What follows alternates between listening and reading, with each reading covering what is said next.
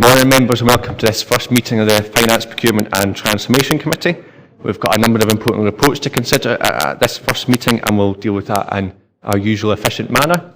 Nick, can I have this rundown? Any apologies, please? Yeah, thank you, Chair. We have no apologies this morning, but I do have one amendment to make to the membership.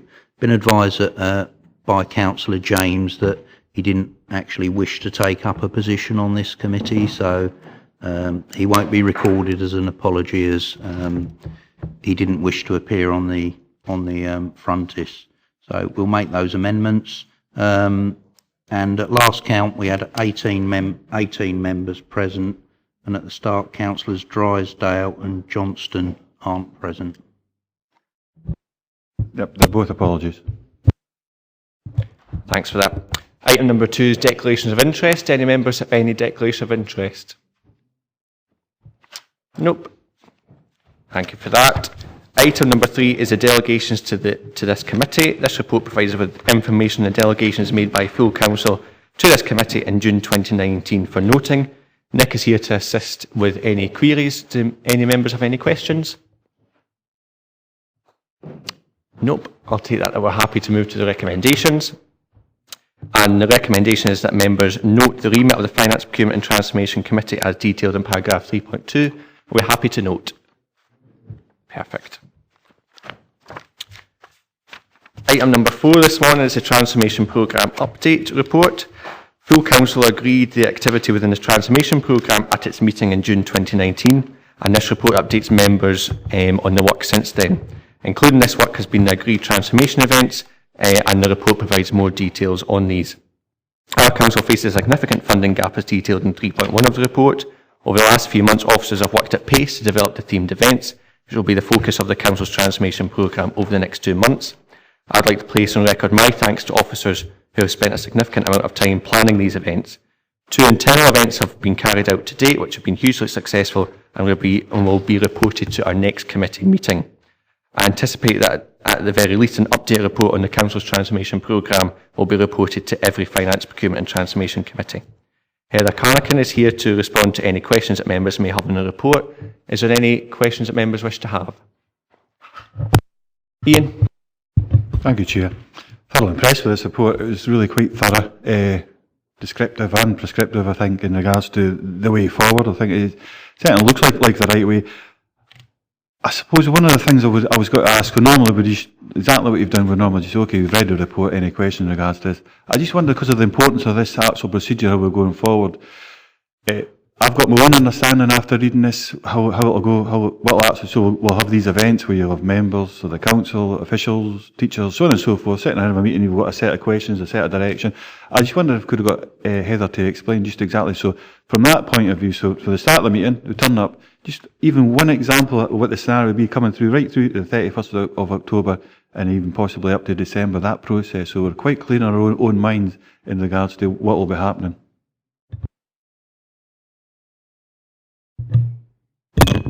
No problem. We've got outlined in the report the next steps in terms of the events, the outputs from the events, which are the description of the events, which, as Councillor Wilson says, will come to future meetings of Finance, Procurement and Transformation Committee, so that you can see the ideas that are being generated. Those then form part of the listing of potential savings and transformation opportunities that go forward and get reported in time through to full council. And as we did last year, there's that listing where members consider the options and full business cases get developed and come through that process. So, but there will be, as I say, the outputs from events brought forward to future committees of future meetings of this committee. So I think the key things are that obviously these events are bringing in a number of external stakeholders, and I think that is detailed in the report. And I suppose from this committee's point of view, we'll be considering actually what elected members' input is into that, because obviously this committee has the sort of strategic oversight of the transformation programme, I think one thing for me is that actually what would be useful is before the meetings, our next committee meeting, is to actually have a member seminar on the transformation events and the transformation programme. I don't know if members would find that useful. I think that actually the key thing is that these events will allow for stakeholders to come together to actually discuss what the future services of this council will look like. And actually for us, what would be useful is to see an in-depth detail of actually what those outputs look like, ones where actually we might want to progress quite quickly, and ones where we might actually want to go up for further consultation. But I think for me the key thing is that stakeholders are able to actually attend these events, which I believe are about 6 hours in length, to discuss some of these meaty issues, but to actually look at how we can deliver these services in the future. So I don't know if members would be maybe agreeing to have a member seminar to actually, so we can get into the nitty-gritty of what the events have come out with, but actually how they worked as well. I don't know if that would be useful. I think if it's like a wash-up type seminar, so once the events have taken place, so we can understand the whole thing. So before the 31st of October, you've articulated quite well yourself, Chair, in regards to the outcome. But I just wonder a bit more detail for Heather. So we will have a meeting, we'll have a long debate. Members, hopefully, the best way to understand it is members being there, I think, and hearing it right straight from the horse's mouth. So I would imagine there'll be quite a few of us will be there, members, so we'll understand that. I thought it was going to be some kind of newspaper or magazine or whatever that'll summarise the whole thing. That'll then be produced later on. And I'm keen to understand, so come the 31st of October, all that information I think goes out to the members and the public at that point. So I'm keen to understand the involvement of the public and then how they feedback as well. So it goes beyond just up to the 31st of October. It goes actually end towards December as well. Because it's important that we understand what's going on here as members. We absolutely do. But I think once we see all this information, we'll see some big hard-hitting facts. And so then how do we then convey that to the public is what I'm really interested in as well. So they get their say. Thanks, Councillor Carruthers. In terms of the events, there is a newspaper output from it. So there was a draft and the internal ones that were presented by the people who participated in the event. Those will be tidied up, so that's just presentational and they'll be issued.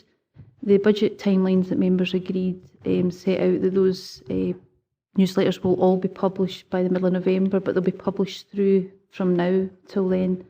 Any that are published before the next committee will come to this committee for review. We would be keen to spend more time with members ahead of that, just going through the outputs and explaining that with the lead officers, if that's helpful to members. And those that are available and complete ahead of the deadline in the budget, which is to provide members and the public with options from officers around budget savings, will be as far as possible incorporated into officer recommendations there, but there'll be further work into November, December for some of the more challenging and longer term areas that members will want to spend more time looking at. So certainly all the information will be made available in public and brought back to committee and full council for scrutiny. Final point, yeah. Well, it'll just be a very final point. So this is an answer question specific to the report. So on page 24, you've got a large box here, and halfway down the page is a bit called, there's a headline called Discussion Touch Points, and just above that, it refers to all pupils have the entitlement to have peers to learn with, and just below that, it talks about the maximum age range in one single class will be 4 years. Now, to me, that aligns with the decision that we just made in regards to P1 to P7 composite primary schools. Just for clarification in regards to that may have, so if that was discussed and it was agreed that it comes forward, that would indicate that in primary schools we would always have two teacher schools as a minimum. If that was agreed, is that what am I reading that correctly? Colin?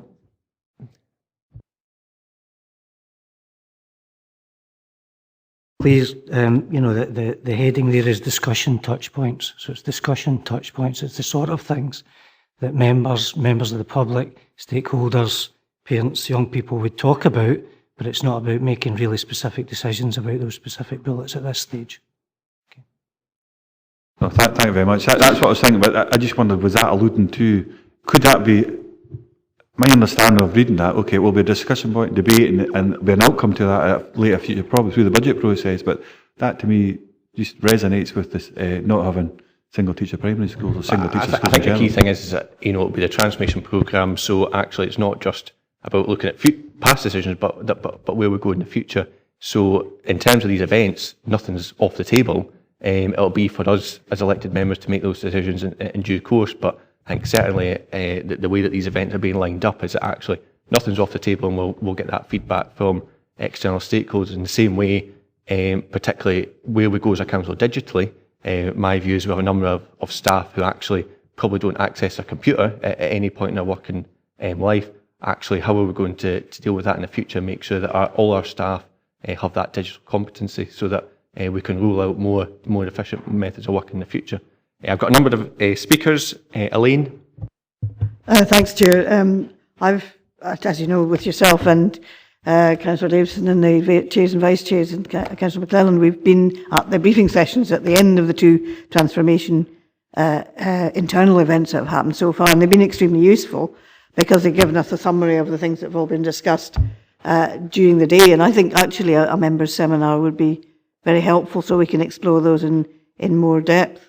To a certain extent, I don't think that councillors should be driving these events. I think that we should be listening to what other people are saying. I don't think it's for us to shape what people are saying.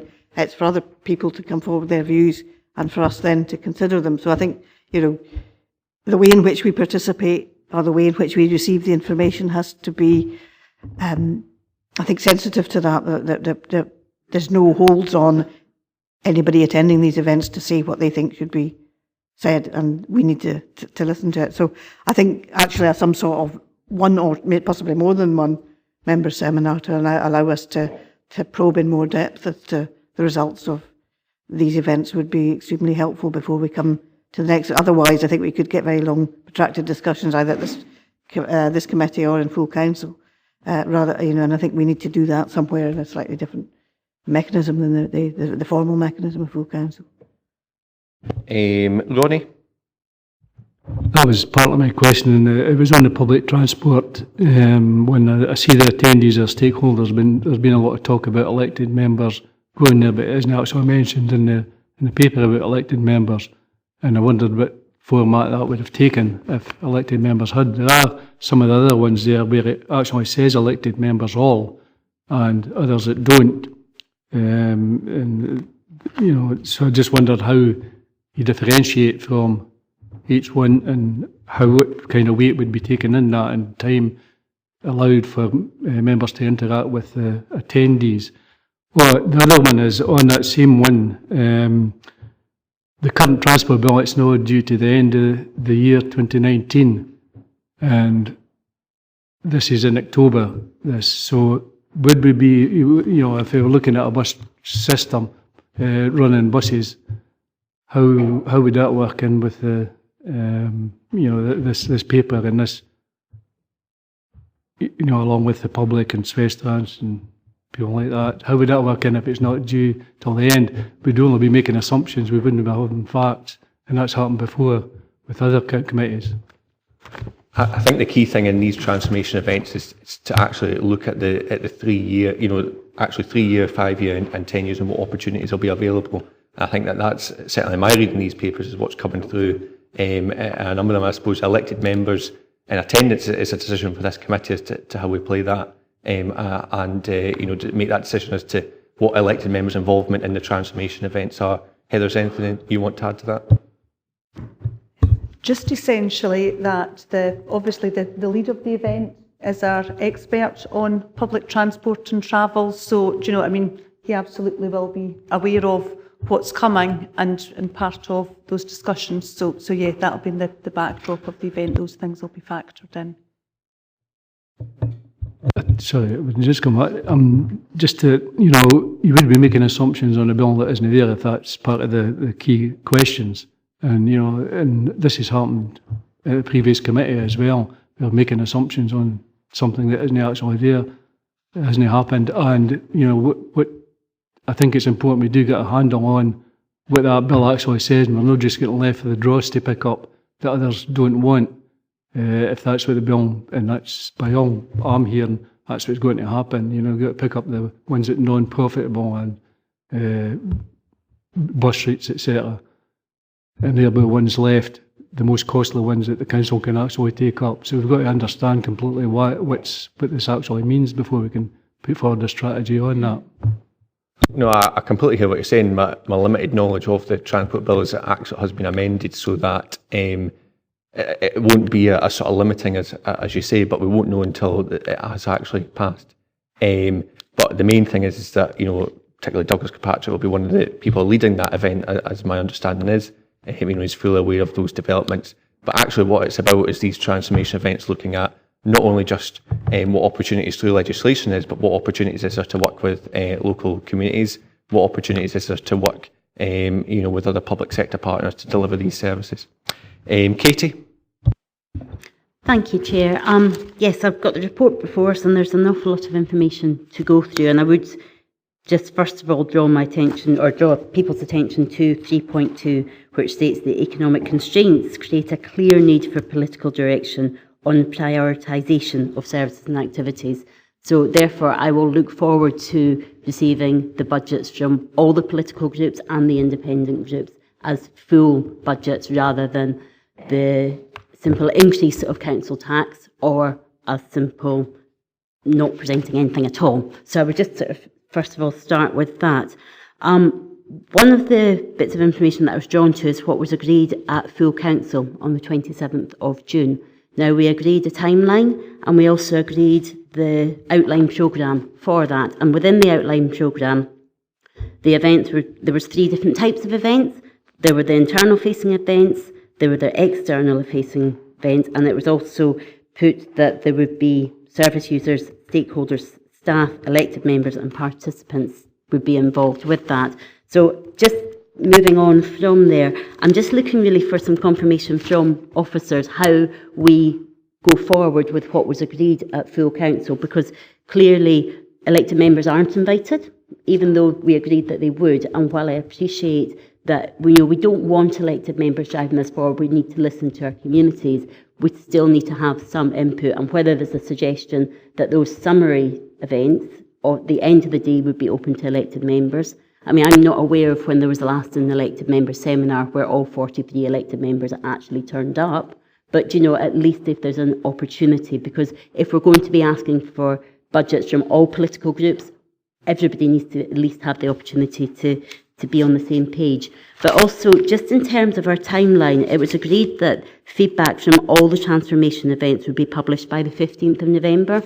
And in the Appendix 1, we've actually got 2 of the transformation events which won't be reported to this committee until the 3rd of December. So I'm just wondering why there's a delay for those 2 specific ones, which are the public transport and travel and the future capital strategy, because clearly there was an agreement made at full council and this paper is not following that agreement. And while there may be a reason, it would just be useful to have that reason on record.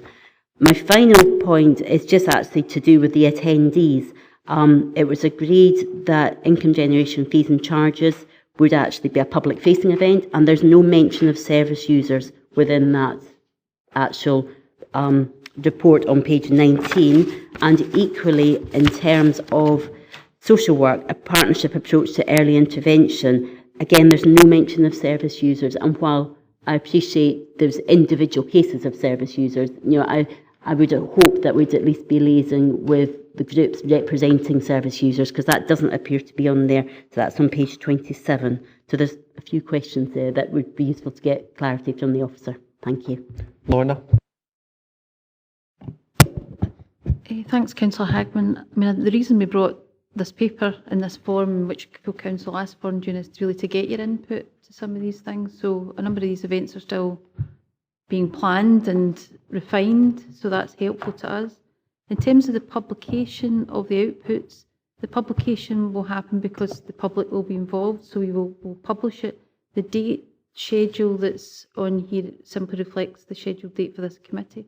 So the outputs will be published following the events through to the 15th of November. It's just the markers of the dates for this committee would then formally consider them, so hopefully that clarifies that point. The points you make in terms of public involvement in both the income generation and the vulnerable care area are two areas where I think probably we'll raise that with the officers involved. I'm probably sensitively considering the earlier intervention that the vulnerable families and people involved in care will be there, but that might be one that Lillian wants to handle in a very particularly sensitive way and not just a kind of public show for those people. So that is one that we've been very focused on making sure we get right, because we want that input from those people, but we don't want to feel that they are uncomfortable in that situation as well. My expectation is on the income side that we would have service users and those that pay for services, so we'll pick that up with the lead as well. So it's really about refining from your feedback. If I can just come back with one other point, it's just to confirm that where it says that there's going to be community council input, will that invitation go out to all community councils across the region? Because I am also aware that only one of these events is actually taking place outside Dumfries, one of which is taking place in Stranraer. The rest are all focused in Dumfries, which may be practical in terms of having a location to host these events, but it's just to ensure that we're actually engaging right across the region and not just focusing on one area. We'll take that up and we'll make sure that's the case. Thank you. And if there is an opportunity for those travelling from community councils who are volunteers feeding in, whether their expenses would be covered, because clearly if we're asking volunteers to give up their time and travelling well over 100 miles, some people, it's important that we acknowledge that. Thank you. Dick? Thanks, Chair. Yeah, obviously we're in a very serious financial situation, so we've got to take transformation very seriously, and there'll be very difficult decisions to make.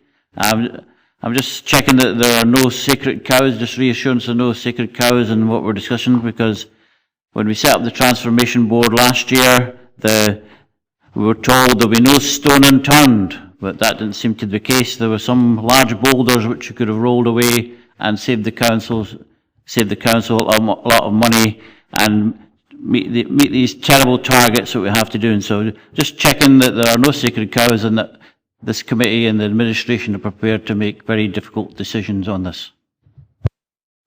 I think the entire council will have to make very difficult decisions in the future, but I'm led to believe that it's probably been over 1,000 hours of officers' time put into this transformation programme, and in particular to the transformation event, so I think certainly we're moving at pace. Jane? Thank you. Yes, I think we also have to think about this against the background against which we are going out to speak to the public. I am coming up very often against the public saying, well, we hear you've got no money, but what, excuse me, a bugger's muddle you've made of all sorts of projects and programmes, and we are angry. So I can't help thinking that when one goes out and faces the public in something like this, there's got to be, I think, a recognition and maybe an emollient introduction as to why we're in this particular position. And I don't mean to make a political point here. I'm saying in order to get the best out of the opportunities that are being placed in this particular programme. So that's out there. You know, there's no question about it. That is out there amongst the public. And so to get them to engage, we have to be upfront and accept what has happened in the past, but to tell them in some ways why. So I would suggest that that's taken into account. The other thing that is constantly asked for is a clear indication of the strengths, weaknesses, and opportunities and threats that each of these suggestions will actually result in. So that people can see it in one particular place. Because I know if you read all through this, those people who are actually, I think, well versed in reading reports can pick everything out that is necessary. But for the public, they want to see it quite clearly in a box somewhere. So if we could please have that, Chairman. Thank you. Heather, is there anything you want to add? No, we can certainly take that on board, and indeed at the beginning of each event, the event lead sets context specific to the event. So in terms of that strengths, weaknesses, opportunities and threats, there's a nice piece at the beginning of events that sets the scene, articulates the challenge, and indeed starts to inform some of those discussions around what's to be achieved. Willie? Thanks, Adam. I'm reading 3.3.1.3, and it's the sentence, the overarching context of all events is about the reality of the funding cuts faced over the next 3 years and the forecast that we can expect to reduce our budget by 15%. This is a harsh reality. But what I don't read in the document is that we're saying to the public, you're going to pay more for less. I don't read that in the document coming over loud and clear, and it follows the last speaker in terms of some of the mistakes, the failures, the ineptitude of some of the money that we have spent. And that's one reality, and why people are out there, and they are angry, and they're asking for all kinds of public inquiries into it. So I think we've got to be honest with the people and say, you're going to pay more for less. Not unless someone decides to say enough is enough. And we do then take it to the Scottish Government and say, we can't, whether it's austerity or cuts, and capping the council tax for a Scottish Government, we've got to be saying enough is enough. Because the people are paying more for less, and they haven't got it yet. Each community council I go along to, they're saying, why is the grass no cut? Why is this no being done? And it's all about cuts to public services. So how we're going to get them in a transformation to come along and join in, and we're still saying to them, pay more for less.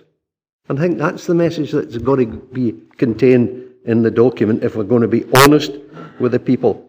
And what frightens me is that lives could be put at risk with all these cuts. And I think I was in a depot that talked, and the employees talked about, at one time we had 50 to 60 men between two depots west of the region, between Stranraer and Newton Stewart. We're down to 5 men. And we're going to find it difficult to deliver a winter maintenance service.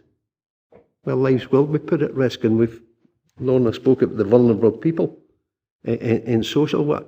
And that's a fear, as it is in education, because in all the templates I read, customers and staff must have access to services or resources they need delivered in a sustainable manner that balances cost of outcomes. So it's not really we're going out to consult with them. We're going to say, here it is, here's the budget, here's the cuts that's got to be made. Where do you want to make them? And that's what we're telling people. That's what we're going out to consult with them. Where do you want to make the cuts? And I think we've got to be honest with them. And I would applaud your optimism in terms of what you say about opportunities. I would love to hear where the opportunities are, Adam. So I can applaud it. Because I don't see any opportunities here. All I see is more and more cuts. So I think we've got to say enough is enough, and I hope that there will be political groups. I know for the socialist group, we're going to come forward and say that enough is enough. And this time I'll maybe have a seconder.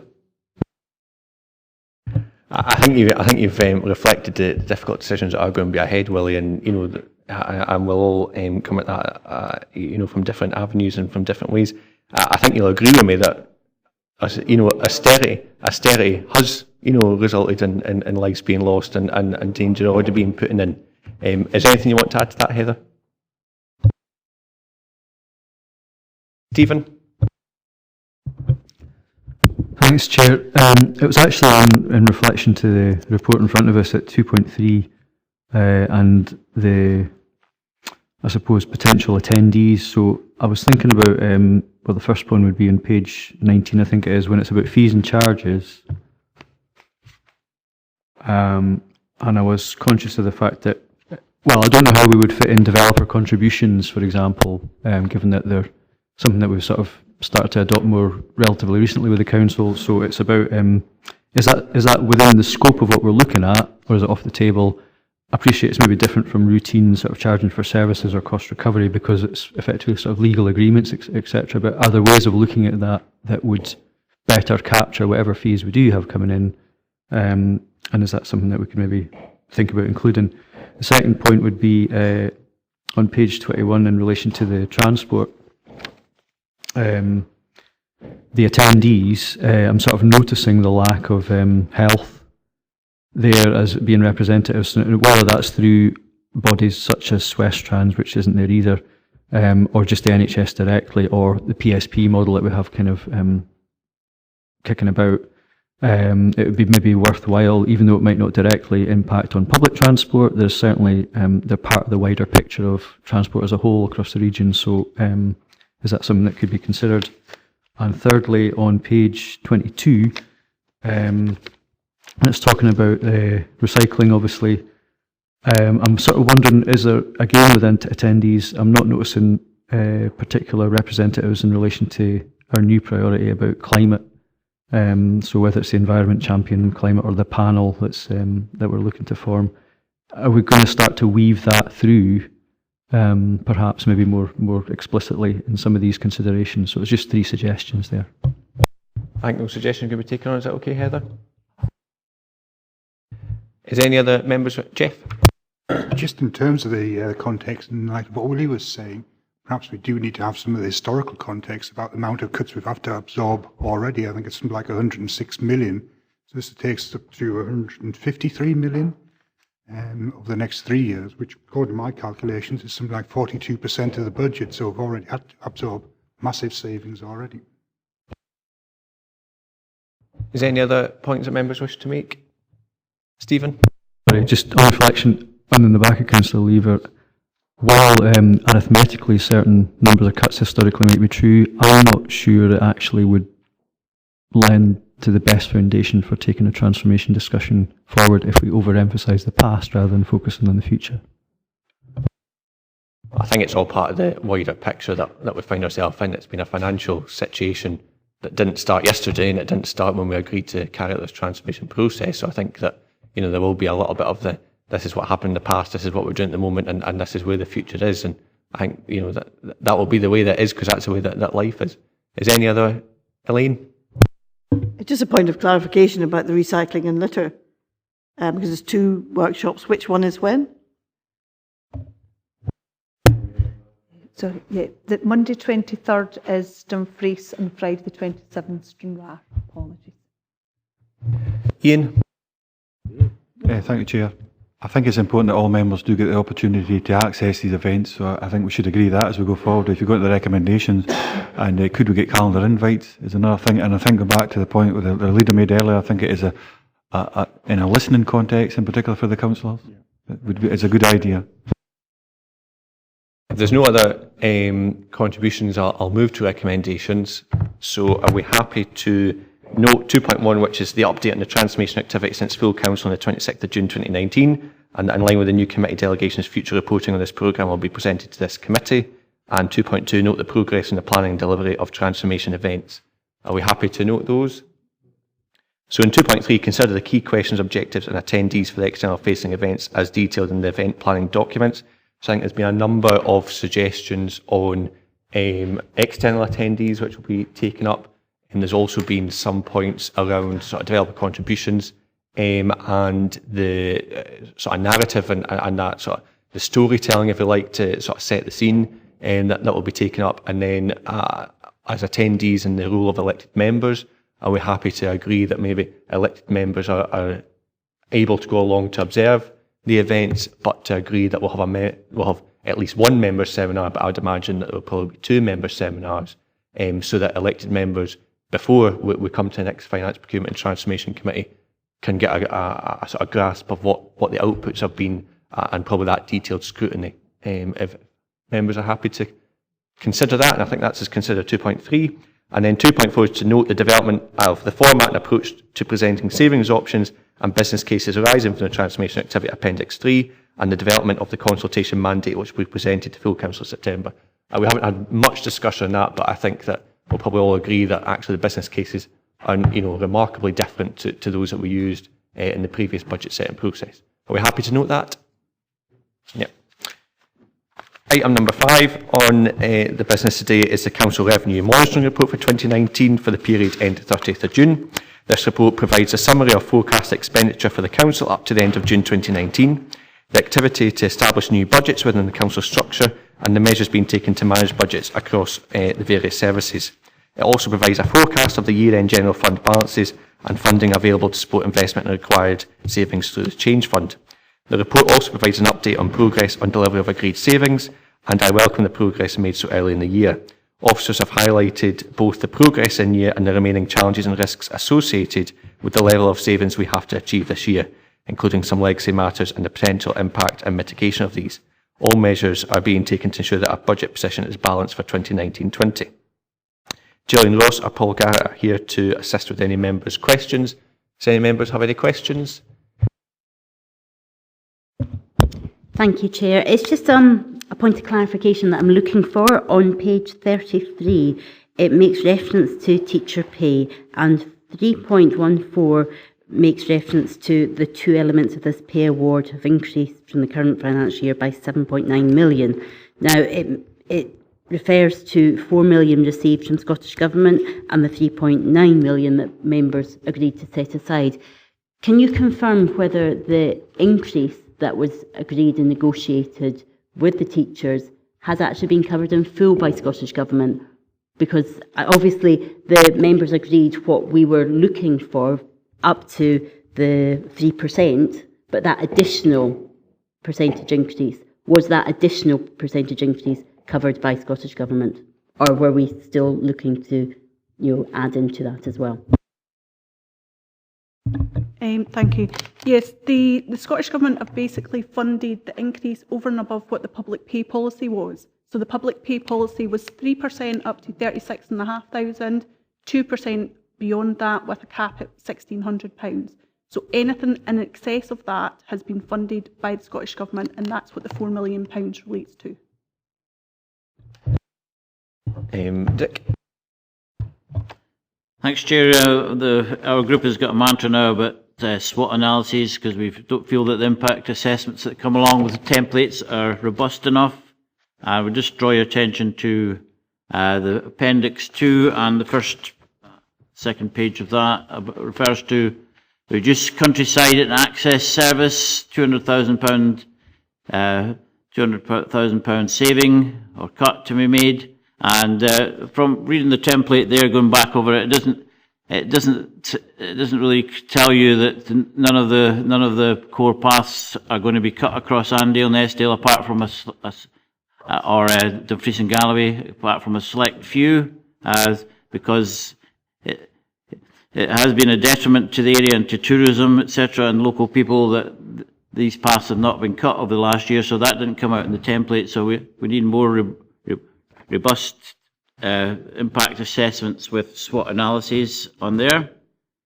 And also, I think we need to have more notice of the savings which are going to be made, because we got a whole raft of savings which we hadn't really discussed as a council last year before the budget. For example, on the third page on the Appendix 2 is remove the print unit. So there's a question there. The question here is, was this a move which was made in haste?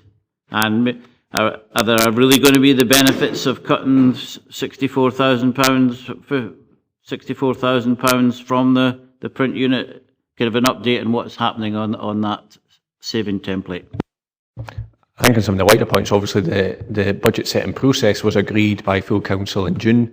If you want to make any amendments to that or suggestions, then I'm sure that you could feed them in. I think that none of us want to make these cuts, and realistically, whenever we make a cut to a service, that will have an impact on the service that this council can provide. But given that we are going to have to find a considerable number of more cuts, that this is going to be a reality. Can we get an update on the two specific points? In relation to the print unit, as the template says, the service are currently progressing a range of measures to deliver this saving, and looking at how you can still accommodate the print needs of the council, along with the move to electronic means and procuring externally, and seeing what the most cost-effective option is. That's why there's anticipated to be a lead-in time for the delivery of this saving, as we've reflected there, but it should be fully delivered from next year. Yep. Is it not time to abandon that saving? On what basis? It's not going to deliver the savings which we anticipated. It's going to be a lesser service, because it will be a less any sort of private arrangement to have. I don't think it's going to be as convenient as the one we have at the moment. Okay. I'm not quite sure what evidence is for that, but great. Thanks, Chair. It's on page 33, loan charges. I see that due to the continued management approach of delaying taking out long-term debt to take advantage of lower interest rates and increases in long-term borrowing rates now expected to be further delayed, projected loan charges budget will return an underspend of 450,000. How closely do we monitor interest rates, and what advice do we take on those? Is it internal advice or external advice? That's my first point. My second point is local taxation. It's anticipated there will be an additional income of £200,000. Why? How have we managed to achieve that over this financial year? Paul? In terms of our monitoring of interest rates, we do that on a daily basis. Our approach to treasury management is agreed by members. That's informed by both internal advice but also advice from external advisors. That's something we look at regularly. As reflected in the report, we're still benefiting from the gap between temporary short-term borrowing rates and longer-term rates, and that's what's generated that underspend that's reflected in the report. In terms of the local taxation side, it's largely as a result of improved collection levels. We're continuing to ensure that we meet high collection levels on a regular basis. Also, there has been an increased number of dwellings in Dumfries and Galloway, which is slightly above that was anticipated when we set the budget. Yep, Can I just come back? These external people who advise us on our interest rates, do they cost us a lot of money? They don't know. I mean, I can get the detail of that. It's something we've provided previously in the Treasury Management reports. It's actually, they support a number of Scottish local authorities. The actual charge per council is very low, but I can give you further details on that. Yeah, and as regards to 200k, are the heavies getting heavier? That's really what I'm asking. Our recovery arrangements have not changed. I suppose we're paying for quite a lot of expertise. Stephen? Thanks, Chair. Yeah, it was actually a comment about the layout in Appendix 2. Obviously, when I was eager to receive these reports, being this the first committee of Finance, Procurement, Transformation, and I thought, oh, I'll be able to know at a glance what the in-year savings are to date, because 30th of June is come and gone, so we know what we've saved in that quarter, as it were. But it's actually quite hard to find readily, so it does refer to 3.20 to 3.22, but it doesn't actually say what we've saved to date against our target. It just says what we're forecasting to save at the end of the year. So I was just thinking in the table on 3.22, and I don't want to kill any sacred cows, but I know it's been laid out like this for a long time, but would it be possible just to have another column? So you've got saving required, and then that runs to a total. The in-year saving forecast to be achieved, that runs to a total. Full year saving forecast to be achieved, that runs to a total. And it'd be helpful to have what have we actually saved so far. And then you would be able to know exactly from the report, council budget, revenue monitor, and what have we saved so far, and it would tell you there, just easy legibility. So is that within our capability to do that? We can certainly have a look at the format for the next quarterly monitoring report. Thanks, Chair. I think the point is obviously those figures will be available, because I notice a lot of them appear in the narrative on the right-hand column, just saying, we've achieved this, we might not be able to achieve that. But even just from a numbers point of view, you can just see at a glance, just a running total, because we should know what we've saved to date, or are we able to confirm it yet? Thank you. Ronnie? It's partly what Dick was mentioning, and Graham as well, but I understand the pressures and all that about trying to achieve savings and budget savings throughout the year, and there are difficulties within that, and we understand that, and the change fund then gets used to offset the savings that we can't make.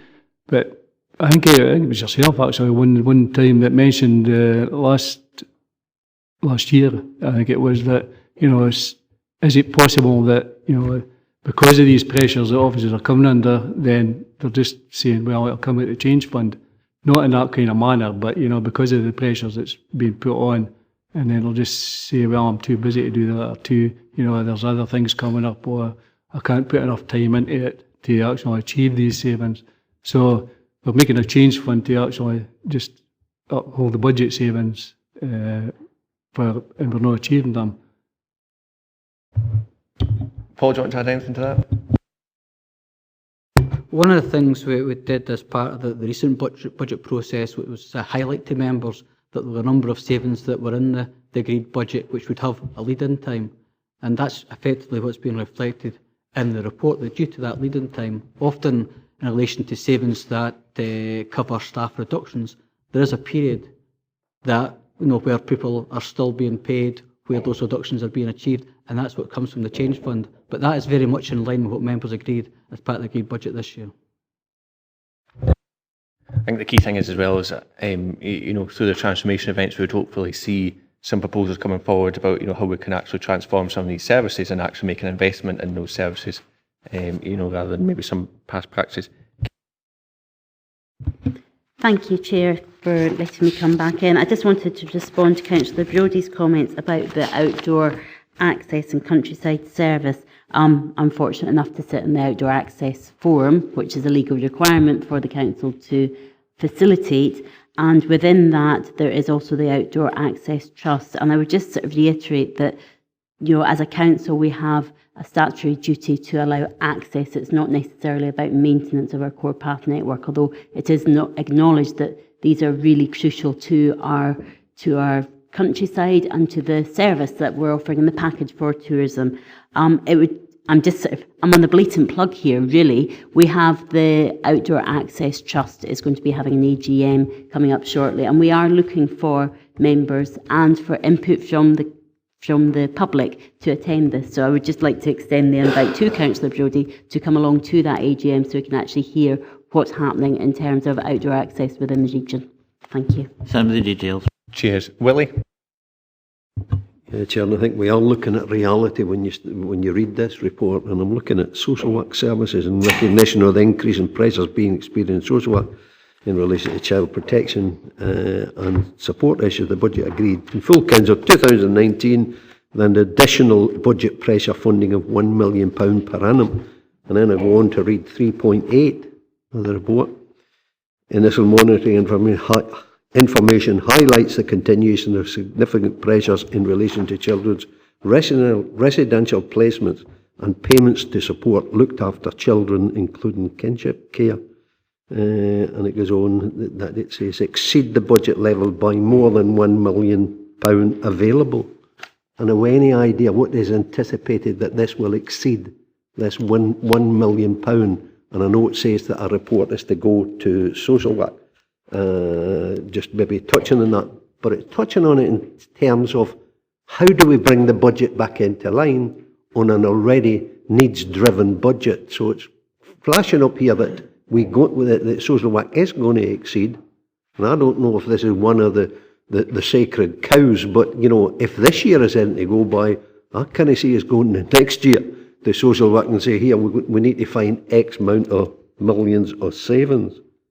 And then the other part is other service pressures, and I read here, a continued increase in the number of children assessed as requiring additional learning support within education. And we've heard about this reconfiguration of additional support needs, but nowhere have we actually seen it as to how we're going to deliver this. But what we have done is take £706,000 away from additional support needs, and we're reading here that there's going to be an increased need on that service. So for members, I would hope we're going to look for how do the two equate. If we get more kids coming forward needing additional support needs, and we're taking £706,000 away from that service, maybe sometime we can get that answered, how we square the circle on that one. And then I turn the page again to 3.18, and maybe this is what Jane Maitland was alluding to when she says some of we've got to be honest with the people. When I'm reading here, the other key issues of potential represent a significant budget pressure for council relates to the cost of revising the range of the delivery of waste collection. When are we going to be honest with the people and say to them, this is why this has come about, and this is what it's going to cost you, and how much is it going to cost? And I know there's a report further on in the agenda. No, I think particularly, one of the key things that we can look at is the investment that the administration put in through tackling poverty, to look at much more early intervention work taking place, which has seen a number of families actually work with social work before even entering the system, which has actually meant that there's been a number of families who might have came into the system have actually not, and that's something we'd hopefully roll out. But Paul, do you want to touch on a number of other points? Yes, so in relation to the first question on the social work issues, the extent of the potential overspend we've indicated within Appendix 1 is £359,000. But as indicated within the narrative, social work are currently reviewing a number of options to minimise the extent of that funding, and that will be detailed within the paper that comes to the Social Work Committee. In addition, if that wasn't able to be brought into a balanced budget position, as we've noted in the report, there is the Social Work Support Fund that would be able to mitigate that. But what we're looking at is options to address this on an ongoing basis and get to a balanced budget position that's able to deliver the services for social work going forward. In relation to the point about education, the learning support educations, that was highlighted within the report to the Education and Learning Committee just last week. Identified pressures of 255,000 within that area, but also indicated a number of measures that the service are looking at to be able to bring that back, including looking at in-house additional support within there. So again, the service are continuing to look at options to be able to address that on an ongoing basis. Willie? Thanks, Chair. And I hear what was being said there, but the 370, I take it as still using that £1 million that has been set aside. So it's 1,370,000. So all we're doing is balancing the books to the use of the £1 million that was set aside as a budget pressure. So it's 1 million. So that's the true reflection. And it's trying to bring that into line with the £1 million being used, if I'm hearing correctly. And Chair, again, I welcome the anti-poverty money that's being given by the council, that is very much needed, with some 8,000 children living in poverty in Dumfries and Galloway. So it's nothing for us to be proud of that we're putting that money. That is needed. But this is saying a different thing, and as rightly said, this was reported at the Education Committee, where we may not be hitting this target of 706. I think that's what's being flashed up. Eileen? This is a very minor point, but in Appendix 2, 4.05, it says in the narrative that there'll be an in-year shortfall in the delivery of the saving of 50k, but actually the table makes it look more like 30k. I know that's only very small beer, but every 10k helps. It was a late update that we had confirmation at the late stages that it was 70,000 that we'd be able to get rather than 50,000. So while I've updated the figure, I haven't updated the narrative. Dick? Okay, thanks. This is an issue I raised before, and I was told to wait till we set up this finance committee. So I'm referring to the general fund balances, page 35, the top of the page. We're agreeing to maintain the general fund balances at a minimum of 2%, which is prudent. So we always do that. But the question is, we've got balances of 6.825 million, but these include service reserves, like reserves of the service, and we need a report on all the different reserves we've got, because if service is overspent, surely it should come out of the capital, out of the general fund balances, rather than have a large number of reserve balances for services and for projects which the council runs. So perhaps we could have a comment on that, and perhaps a report back on the different balances that there are. My understanding is that the service reserves were all agreed as part of the outturn reports in June. Is that correct? So the £6.8 million is an unallocated fund. It excludes the service reserves that are available. Total reserves available to the council that were in the annual report is about 45 million, including the service reports.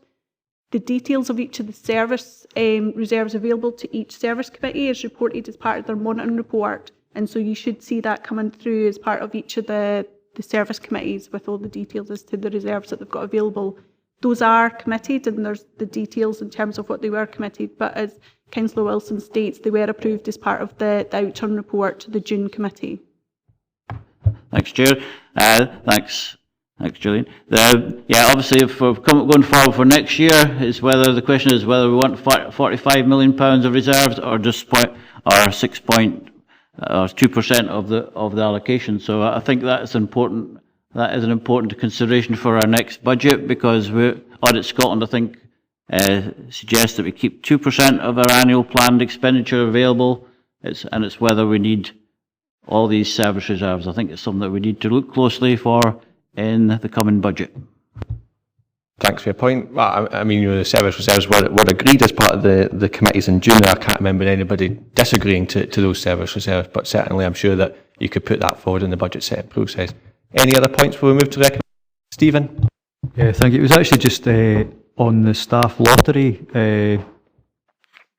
page 42. I mean, obviously this was quite innovative, I think, maybe, or sort of interesting at the time when we were looking at it, but it seems to sort of need an extra bit of time to sort of get it sorted out. Is there any more detail on where that's at just now?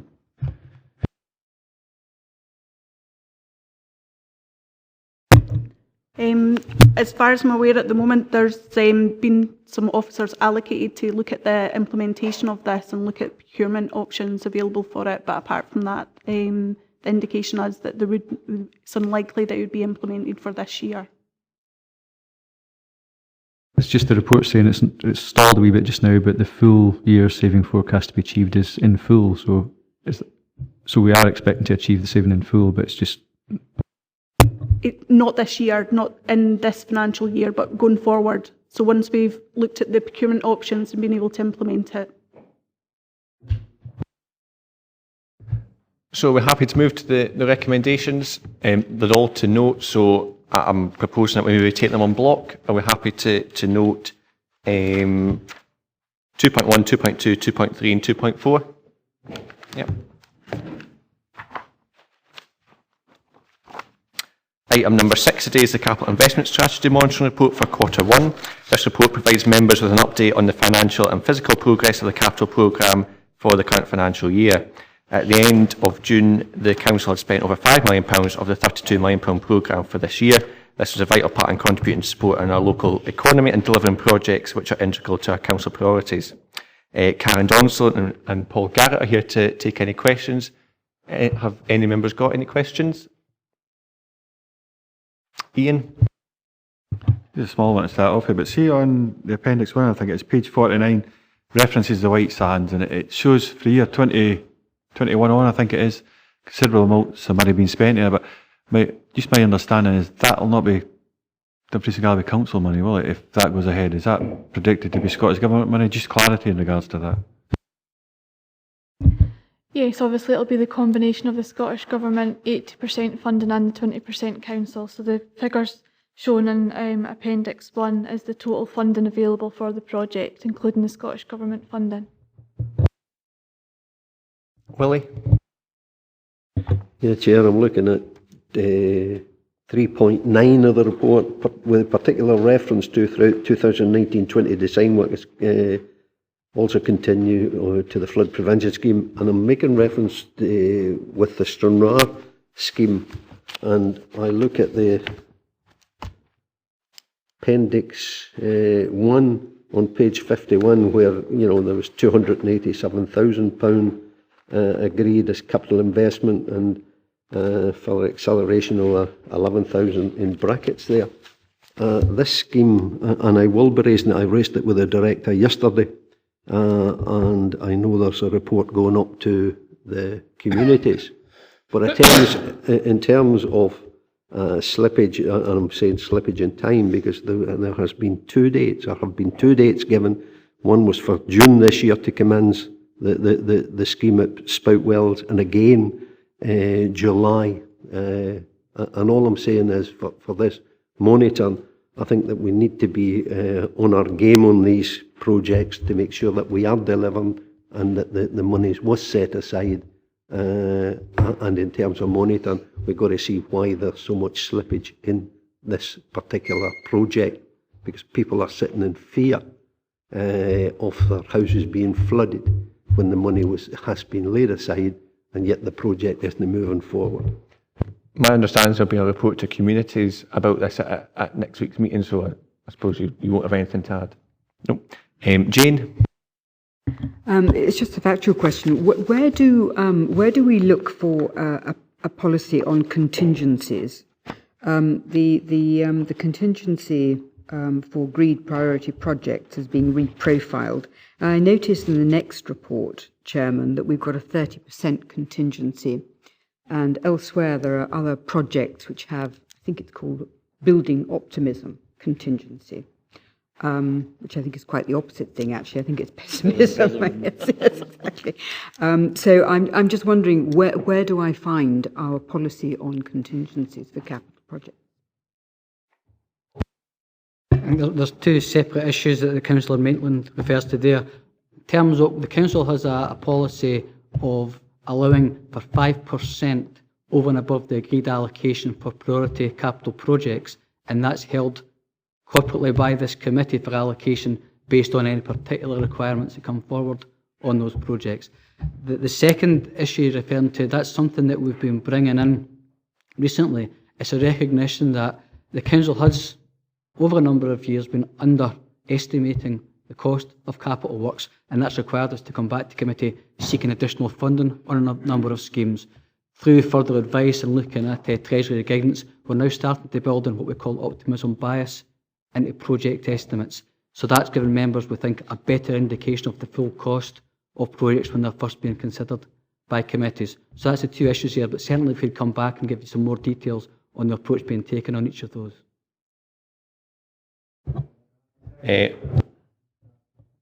Yep. Thank you very much, Chair. Thanks to Councillor Maitland for bringing that up. Optimism bias came up last week at Education and Learning. Where's it been tried and tested, Paul? I think that's the bit what I should have asked last week, but it's the fact it's been brought up there because it's new language to me completely. I spoke to a number of people within the trade and it's new language to them as well. So where has it been tried and tested? It's been tried and tested. Well, I think probably the first point I'd make is it comes from Treasury guidance, Treasury Green Book guidance, that you need to make an allowance for optimism bias in large-scale construction projects.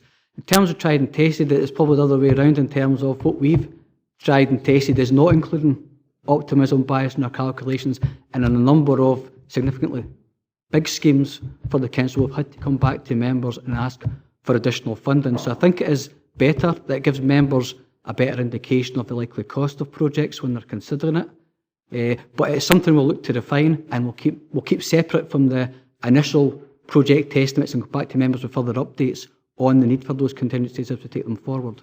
Chair, if it's okay, just in regards, so we'll look at this capital strategy. We've got a number of projects here, so we could even take the White Sands, for instance. Has it been applied? And if not, we need to look at these projects and include this optimist bias in regards to that. But I would like to see some stronger facts in regards that it's quite accurate and it's something that will give us a true reflection of the real-time cost. Happy certainly to come back to members with further details on that approach. I suppose with the plans for the White Sands being drawn up, a couple of years ago and being at the mercy of inflation rates and construction, then actually maybe optimism bias, that's a case that proves that actually we should be considering this and including it within all our plans. I've got Ronnie next.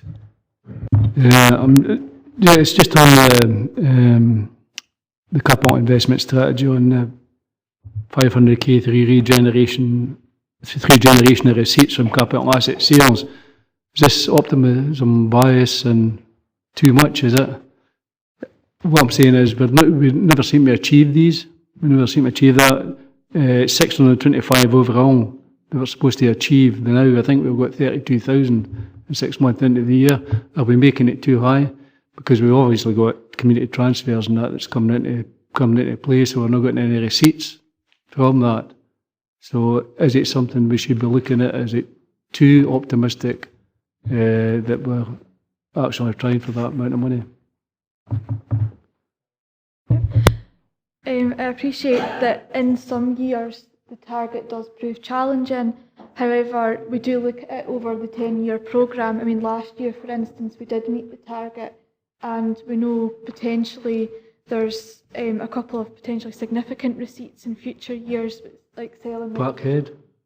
potentially like the Maxton High School site, there's a few sort of fairly significant receipts in the pipeline, so maybe if we don't achieve the full amount this year, there is potential for future years.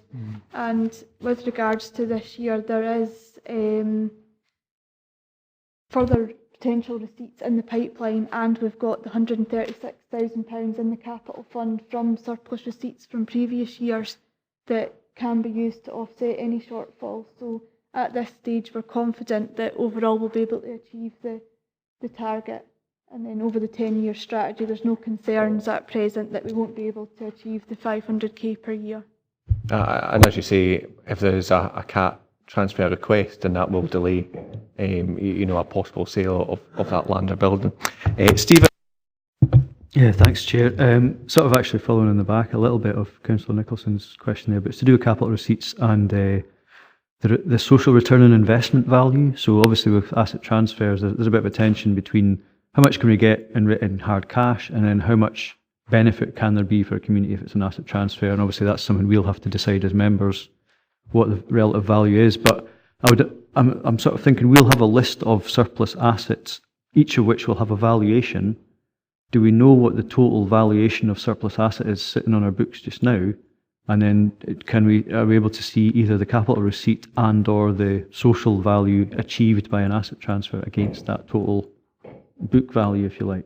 Are those figures available? We can certainly provide the current valuations for the surplus assets held by the council. In terms of the potential social benefit, I think that's one of the reasons why in the first report on the agenda today it's been agreed that community asset transfers would come for consideration at this committee, so there's that opportunity to have that balance and for that assessment to be made by members. But certainly on the value of assets held, we can give you that detail. Elaine? No, it's the same issue about the capital receipts, that's fine. Do any other members have any points that they wish to make? Ian? Just if you've got the recommendations, Chairman, I think in the next report, could we ask that the capital investment strategy, that optimism bias is applied to those capital projects and see if those figures change or not, please? Next item. Again, these are to note. Are we happy to note 2.1 and 2.2? Yep. The next item of business is item 7, the waste strategy and operational development funding. Members of this committee will be aware that following the termination of the waste PFI contract in September 2018, the opportunity to fully review the waste collection, treatment and disposal service has led to a waste strategy implementation subcommittee being established, which held its inaugural meeting last week, and this follows on from 2 reports to the former EI committee in May and July. These reports set out proposals for a new waste collection service and the consequential need for investment in vehicles and equipment. This report also details the requirements for investment in the Dumfries and Galloway Waste Park site, including a new house waste recycling centre.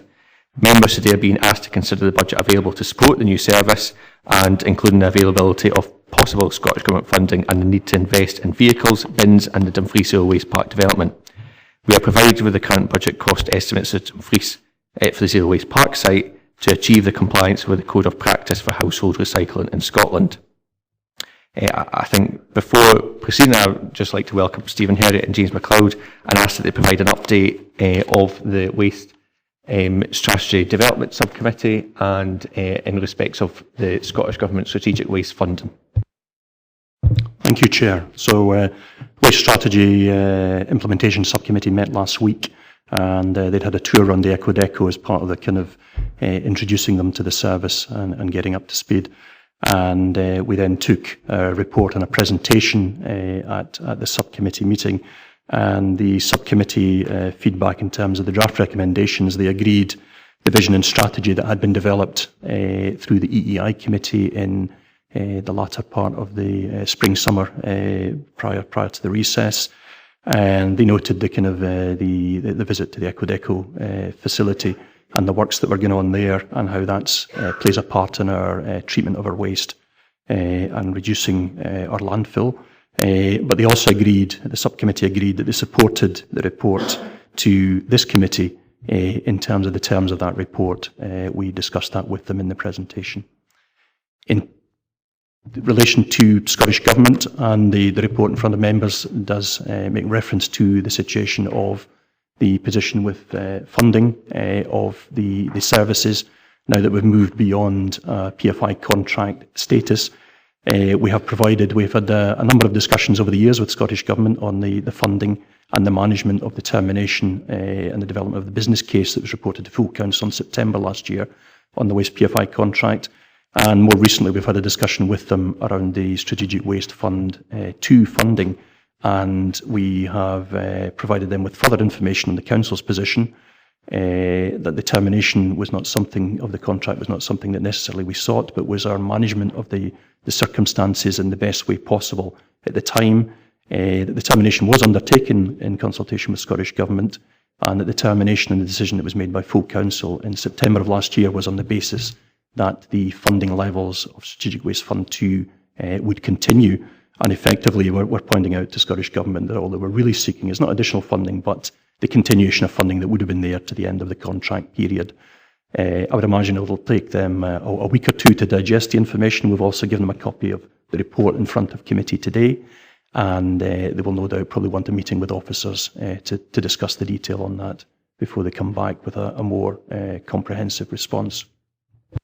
I think before I open to members, it will be important that this committee is fully abreast of changes in the financial situation. And I would see that being reported to a future meeting of this committee. But I'll open it up to member debate. If any members have a point they wish to make. Dick. Thanks, Chair. Obviously, this is a huge slice of our capital and revenue funding at stake here. Obviously, we're in a new finance committee, so we've got to ensure that we've got a robust monitoring in place so that there's lots of scrutiny of these projects. So I think we've got to be sure that there's enough internal and external scrutiny in this project to make sure that we're getting value for money. So could we just have details of what sort of processes in place to get the best value from these? Is there a collegiate and internal audit of these processes, and have we brought somebody in with a knowledge of waste services to ensure that we're getting the best value for what we're doing? I think first of all the fact that there's been a report last week to the Waste Subcommittee to this committee this week, and future reports are in process as detailed to the Waste Subcommittee last week. I think we certainly are making sure that these plans are well scrutinised, but I'll let Stephen respond to that.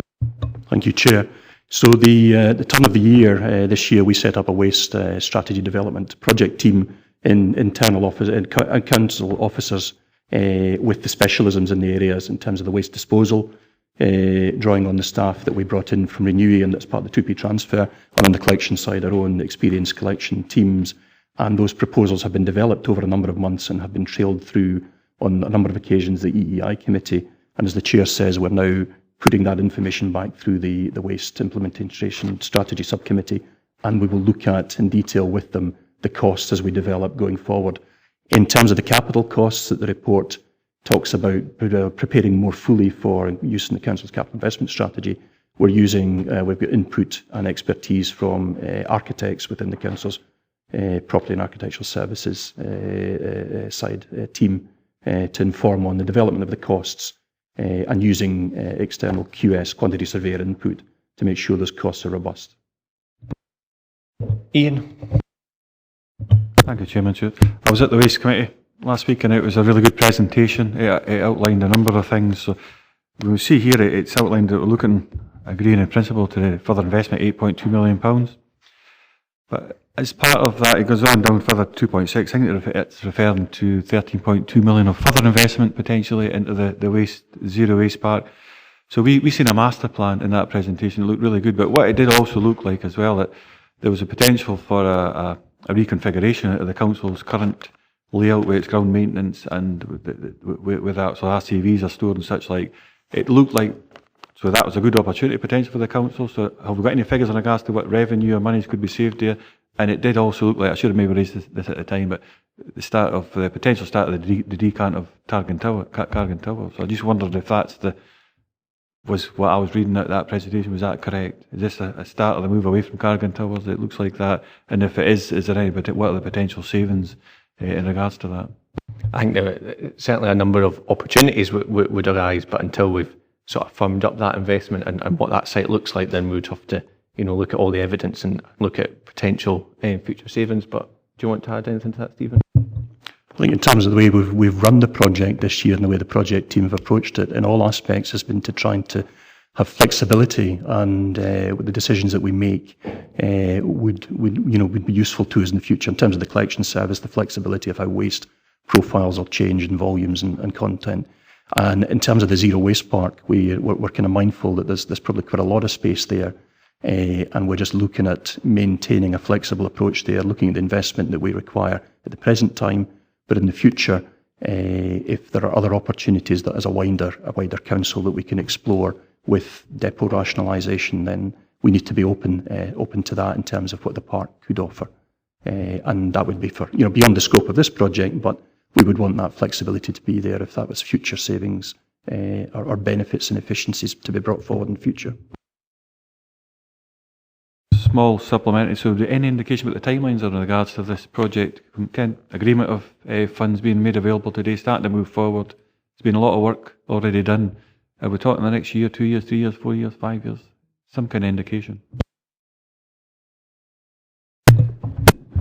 Thanks, Chair. The previous report to EEI and to the Waste Subcommittee brought forward timetables on the delivery of the Zero Waste Park. So our intention would be, we have a request in this paper to ask for development monies to continue development up until February, when we would look to firm up costs for inclusion in the capital investment strategy. From that, we would look to deliver the first element, the dry recyclates building, which is critical to the delivery of the curbside rollout, by January, February 2021, which would allow that, and then the remainder of the park developed going forward from that time over the next couple of years. So that, from the team's point of view, is the critical element. Of course, it's a recycling and litter themed event that we agreed on just a couple of papers ago. That hopefully will bring in some more ideas and opportunities there. Katie? Thank you, Chair. Thank you to officers for coming along today again. I'm aware that, other members might not be aware that as Vice Chair of the Waste Strategy Subcommittee, we did have that report, and it was really useful because there are many members on that committee that didn't previously sit on EE&I, so to get everybody up to speed was really useful.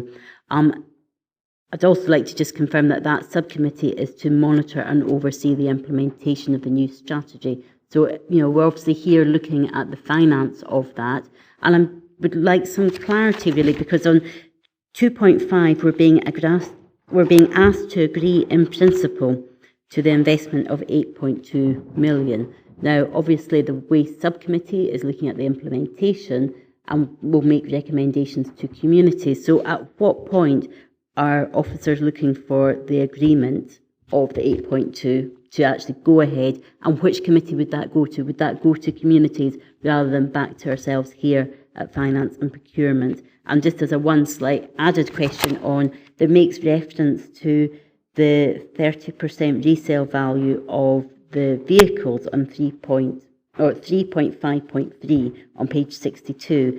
Is there any resale value on some of the recycling vehicles that we've got currently? Because obviously it states here that even at 5 years you can get a resale of 30%. Does that translate to the vehicles we've currently got that won't be used as we go forward? As I said in my opening remarks, there's obviously a lot of moving parts of the finances, so we would expect to see sort of some report back here in due course, but I'll let Stephen add. Yeah, in terms of the vehicles that have been used, that were purchased primarily with funding from Zero Waste Scotland, have been used in the Wigton area in terms of there's been a turnover of the vehicles, so that we've had the benefit of all the vehicles that were available to us. Their age is getting to a point where the resale value does kind of plummet. It drops off the graph almost. So we would when the vehicles are surplus, we would look at every opportunity to place those. But in terms of the funding and the figures in the report, we're not looking at a great value in the resale of those vehicles because they've gone beyond an age where we would expect to get something significant back. In terms of the RCV vehicles and the timeline that we're looking at for the capital investment and the replacement of those, they're probably more commonly available vehicles, and at that age would be easier to realise some value. And again, that's kind of captured in the report as a potential funding of future replacement of RCV, refuse collection type vehicles. And in terms of the actual confirmation of when you'll be looking for that, hard agreed, this is what we're going forward, because obviously we're just looking at agreement in principle today. Yeah, the principal request, it relates to the kind of previous point in the recommendations regarding the work we're doing to seek confirmation of the continuation of Scottish Government funding. As Stephen referenced earlier, the £3.2 million worth of strategic waste funding and the affordability of the proposals reflecting this paper are really predicated on the continuation of funding at that level. So what we're saying here is we're looking for agreement in principle prior to confirmation of the Scottish Government funding. We anticipate that being in place by the time we actually have to place the order for the vehicles, and that would be able to be reported back to the next meeting of this committee. Okay, Willie? Yeah, Chair, it's difficult not to look back and the services that we're currently delivering that was introduced as a pilot project in Wigtown. And I remember at Audit and Risk some time ago, I did move or ask for an internal investigation into, how we got to where we were at. And it was supported. In fact, the other person did ask that we should maybe go for external investigation, but that did not materialise for one reason or another. But I know, or I understand anyway, in EEI at the time, then Archie did assure the committee that there would be an investigation into some of the waste service issues. And would it not be better to wait until we know the outcome of those investigations, indeed, before we proceed? And could I ask the question, if we were not to proceed with an investment of 8.2 million, because the people that will have to pay for it if we don't get the total cost from the Scottish Government, what would be the penalty of us just continuing with eco-deco and what currently exists? Would there be a penalty to just do what we're doing and not to roll out this new service? Stephen?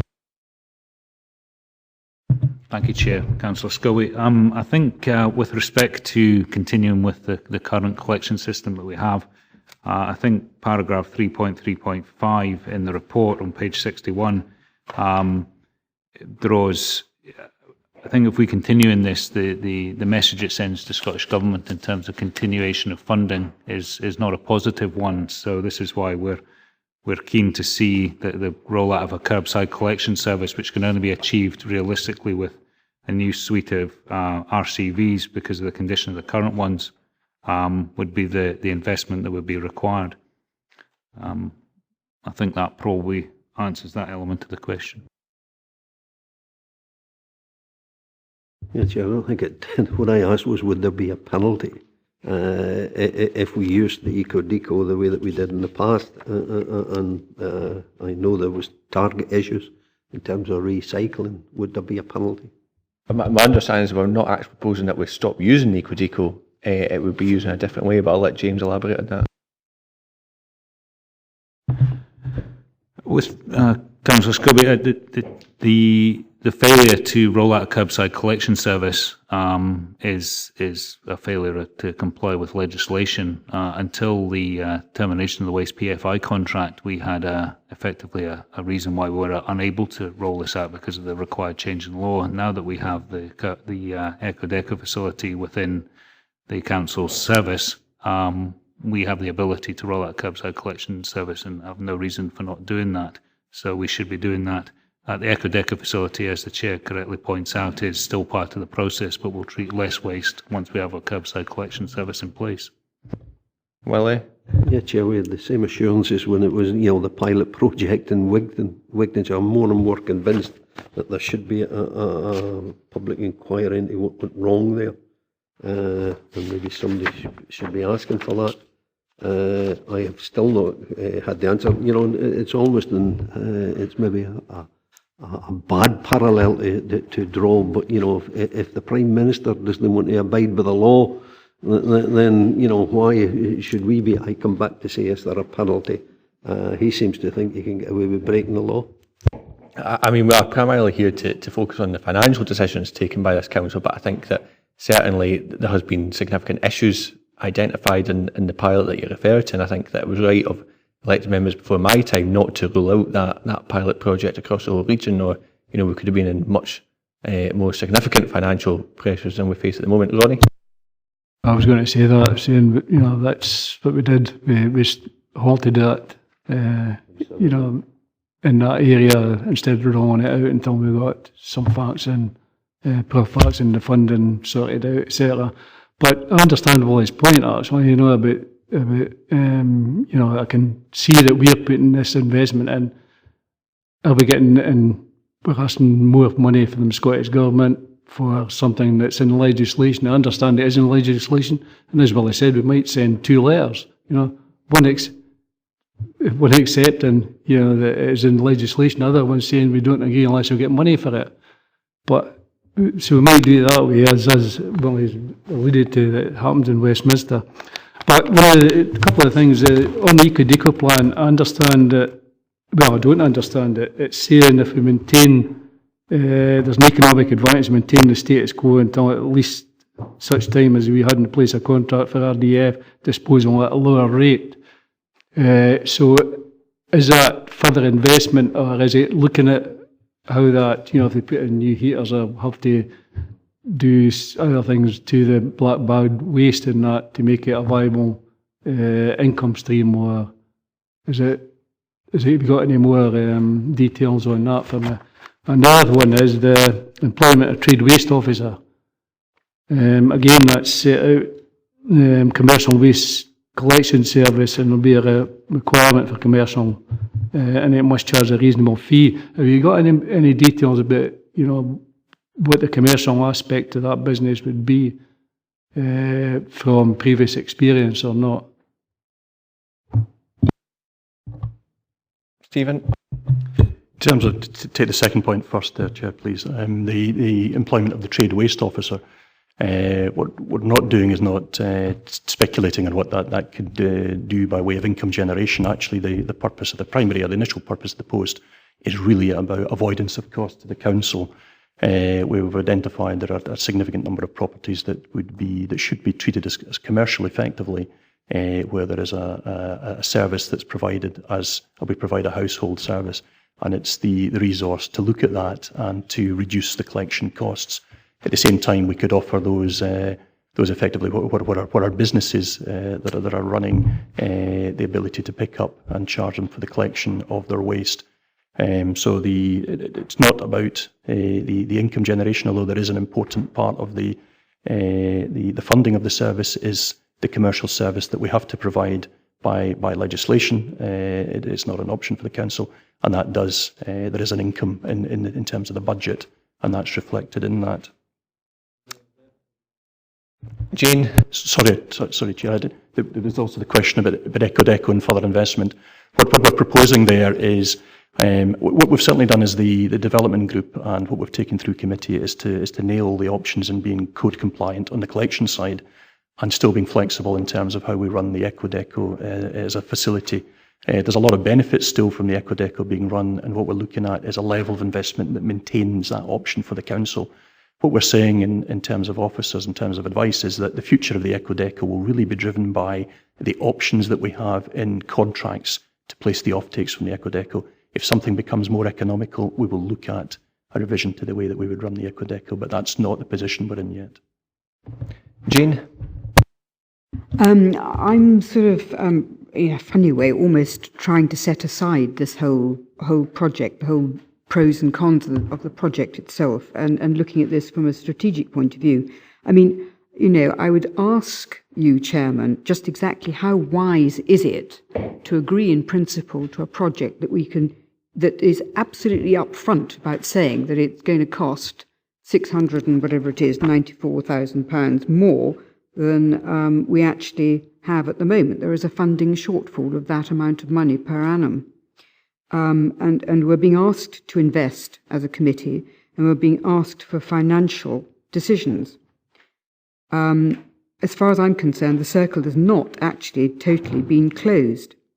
There is a variable here. We don't know whether we're going to receive the money from the Scottish Government to support this.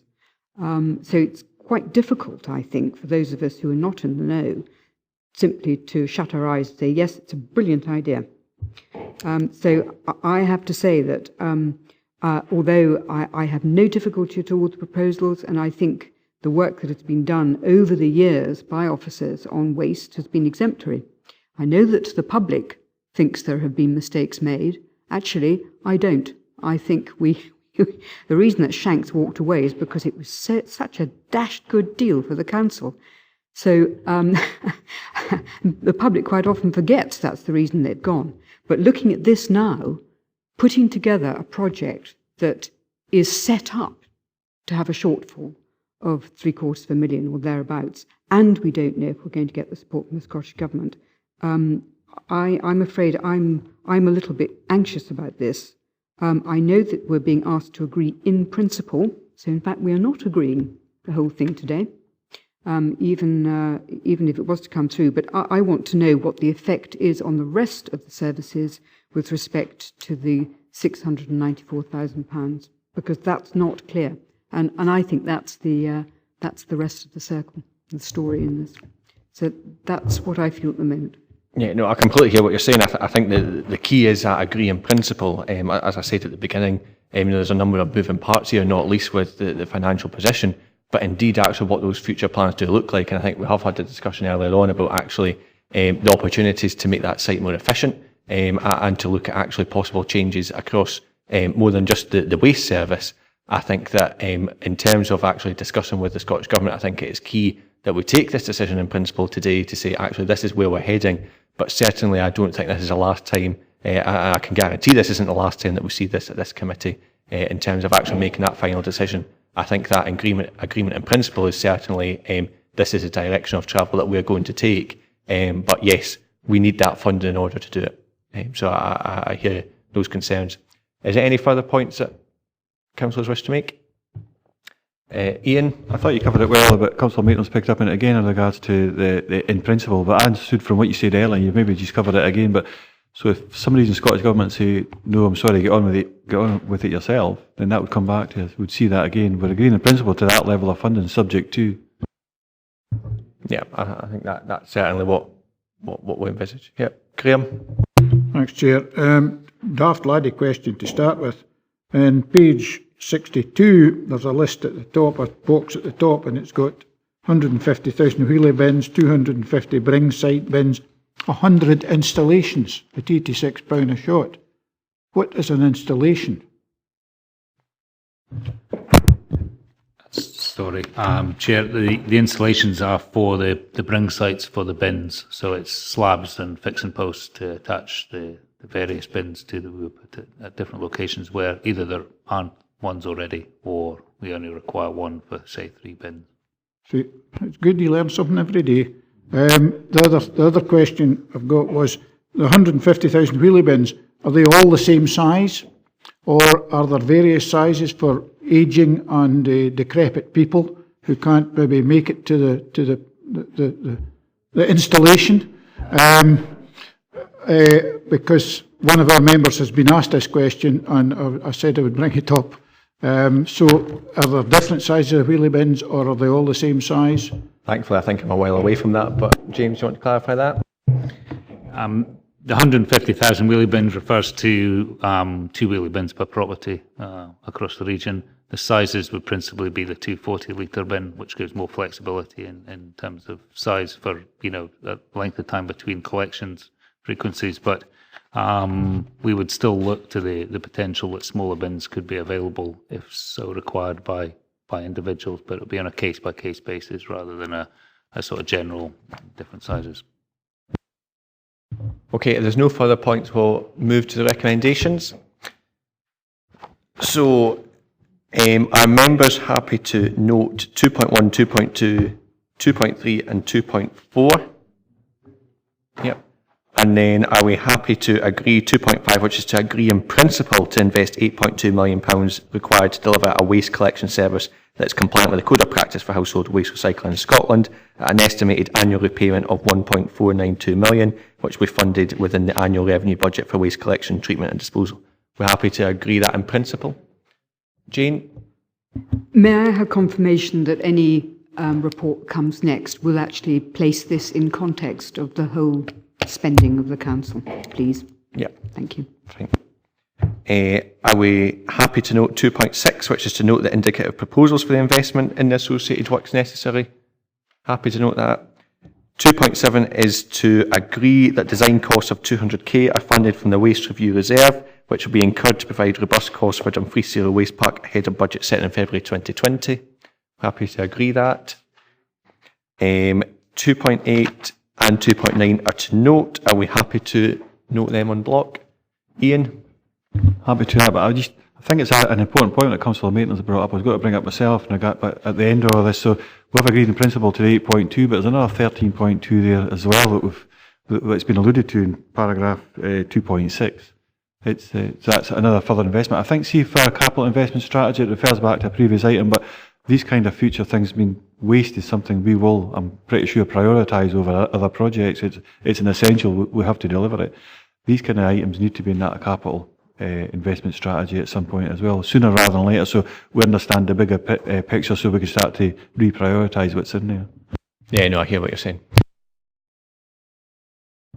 Okay, we'll move on to the next item, which is item 8, the Finance and Procurement Revenue Budget Monitoring Report. This report gives members an overview of the financial performance of the Finance and Procurement Service for a period to June 2019. I'm pleased to note the good position that we're in, and Paul Garrett is here to assist with any questions. Does any members have any questions on this report? Nope. If so, are we happy to just note 2.1 and 2.2 on block? Item 9 is the Annual Treasury Management Report for 2018-19. The Council is required to receive an Annual Treasury Management Report for 2018-19, setting out the Council's approach to management of investments, cash flows, banking, money market and capital market transactions. The Council agreed its Treasury Management Strategy for 2018-19 at full Council on the 29th of March 2018. The report sets out the performance following the financial year end of the Treasury Management activities compared to the published strategy. Karen Donsels and Paul Garrett are here to answer any questions. Happy to open up to members' questions. Nope. Are we there for happy? I'll just get to the right page. Stephen? Just a quick one. I mean, obviously, I think we're in a very healthy position compared to other local authorities, and I think that should be commended. And obviously, it's a strategy. You don't do it overnight. It's over a long period of time. But just that we should seek to continue to remain highly placed amongst other Scottish local authorities, rather than see this as a reason to embark on a profligate debt spree or whatever. So, but commendations to the officers, I think, for keeping us in such good health. Thank you, Graham. Yeah, I totally agree with what Stephen's just said. Prudence, I think, in the long term is what's required here, and we don't want to see the position getting any worse. Are we therefore happy to move to the recommendations? Again, they are to note. Are we happy to note 2.1, 2.2 and 2.3 on block? Yep. Item number 10 is the Procurement Annual Report for financial year 2018-19. This report provides a summary of the main procurement activity and progress against the objectives of our procurement strategy during the last financial year. The report highlights some of the excellent progress made this year in terms of our procurement processes, transparency of information, aspects of sustainable procurement, and the overall progress against our strategy. The extent to which we are using local SMEs and other businesses which have a presence in our region to supply goods and services is highlighted. And I'm sure that I speak for the whole committee when we say that we welcome these improvements in using local organisations. Karen Scott is here to speak to the report. Is there any questions from members? Oh, Davy. Just a wee query on page 158. I see there's been funding allocated for bus shelter contracts. This is a moderate increase, what we've been getting told at the West Rhymes. I just hope it's got to be fairly distributed within the 4 area committees, 4 area regions. Because originally we were only getting told about £10,000 for bus shelters.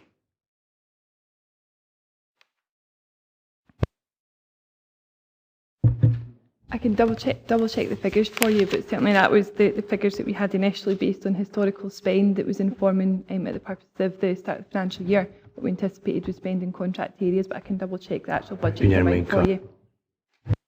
Okay. Ian? Just a small point, maybe better kept for next year, but so there was a load of work done through the Audit Risk and Scrutiny Committee in regards to, so I just wonder what impact is that having on the potential growing the local economy through the procurement process. Do we see that here, or will it be next year before we start to see that? My understanding is that some of those recommendations have indeed been taken up by the service, but you know, as Chair and the Vice Chair, we're keen to see look at that work in a bit more detail and report it again to committee. But I'll let Karen add in. Certainly some of the recommendations were things that have been incorporated throughout the last financial year, which are therefore reflected in some of the performance statistics in this annual report. However, there were further recommendations coming from that review that are being picked up and delivered throughout this financial year. So the future quarterly updates coming to this committee in relation to procurement activity will present on the activity and the outcomes that are being achieved from that. Elaine? Yes, thanks, Chair. Section 3.4 at the top of page 118 details welcome improvements in performance, which you say is one of the highest increases in Scotland. I just wondered the overall score of 64% in the procurement commercial improvement programme. How does that compare with the rest of Scotland, the overall score that other local authorities are achieving? Karen? So the overall average is sitting at 71%, so we're still performing slightly below the average position nationally, which obviously we're anticipating to try and pull ourselves up to that level through the assessment this year. Jane? Thanks. This is a question I probably ought to know the answer to, and I apologise for this, but this report concentrates on regulated contracts, doesn't it? 2,050,000. I mean, there's a wheen of contracts, and in particular contracts which are probably accessible by the local economy, which actually don't get reported through this process. But do they get reported elsewhere through our own reports? The annual report itself does focus predominantly on the regulated activity, as you stated, Councillor Maitland. However, the quarterly updates also provide some statistical information in relation to the quick quote processes that are conducted. Katie? Thank you, Chair. It's just a point of clarity I'm looking for. On page 158, we've got the contract titles on the regulated contracts, which have just been referred to there. There's quite a few that are still marked to be confirmed. Will this report be submitted? Will we get this back again with that information in there, or is now that we've seen it, is that us noting it to come back, or will we actually get these figures, this table again with all the figures filled out, please? Karen? This table, as it's been developed throughout the financial year, will also be present in the quarterly performance updates as well with the refined figures. Okay. Is there any other members wish to ask a question? No, in that case, we'll proceed to recommendations. Are members happy to note the content of the procurement annual report for financial year 2018-19, provided that in the appendix, and note that it shall be published on the Council's website as required by the Procurement Reform Scotland Act 2014. Happy to note. I have no other business today, but thank you very much for your attendance.